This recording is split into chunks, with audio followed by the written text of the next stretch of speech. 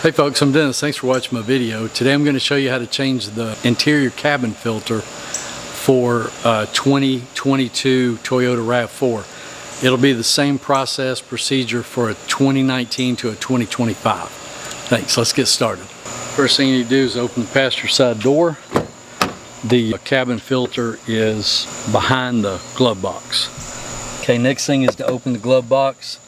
Just open that up. Right here is a damper cylinder that keeps it from slamming open. You just pop it off.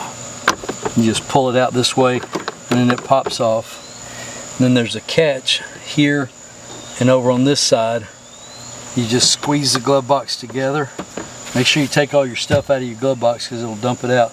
And then the whole thing will just open up all the way. That way you can get to it because the filter's back up in here.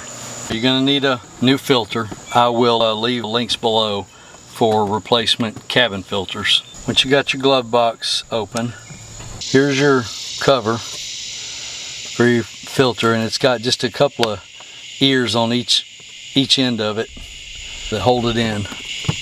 Just pop it out like so. Just grab it and pull it out. And then your filter is right here. All right.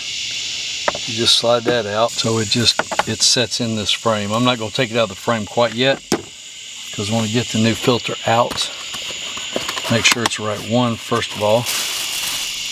Now you'll notice usually they'll have an arrow or it'll say airflow or something like that. That lets you know which direction to put it in.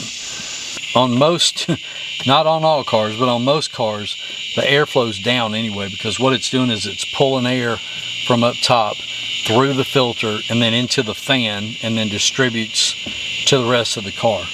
In this particular case, your frame is up, pointing up, your airflow is pointing down, so that's how you're going to put your filter in. So basically you just pull this old one out. It's got ears on here that hold it in. You'll pull it out of those ears, pull it out of these ears, and then discard that. So you're going to do the same thing. You're going to keep your airflow the same way. Slip this in behind the ears and then just compress it enough to go behind the ears also here. Make sure your corners are right, like so.